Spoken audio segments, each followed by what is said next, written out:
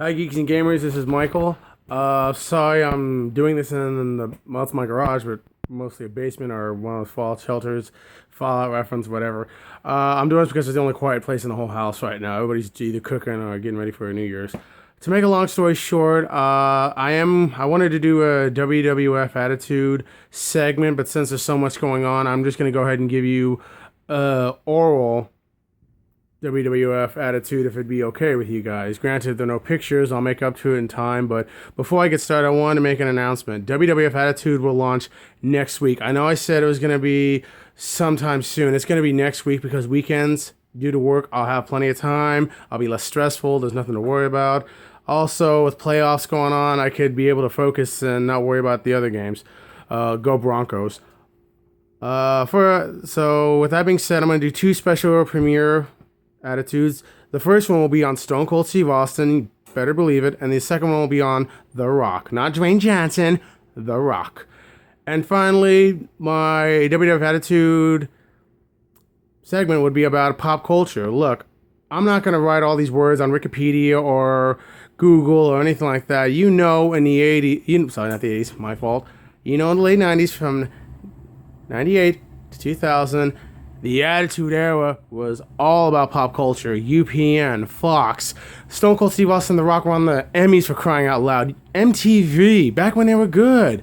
They had segments. A whole week developed to WrestleMania. Even Stone Cold TV. I'm telling you, those 2 years, it was great to be a wrestling fan. And if it hadn't been for pop culture, Steve Austin wouldn't have done the Expendables. The Rock wouldn't be the megastar that he is. Triple H wouldn't have even been on several TV shows. And Blade Trinity. Alright, that movie kind of sucked. Or any of the other superstars. Not to mention, USA was pimping those guys out left and right. Pacific Blue. All of the original DX members. Triple H. Shawn Michaels was a villain on 2 parts, and he wasn't even part of the Attitude Era. I know I'm going to get heat for saying that, but it's true. He left. And China, the 3rd season. So all I could say is that if you weren't born in that era, look it up because, man, that was a golden time. Right then and there, the late 90s Attitude Era, beautiful. I also want to say Happy New Year's to Geeks and Gamers. You guys are amazing. Thank you so much.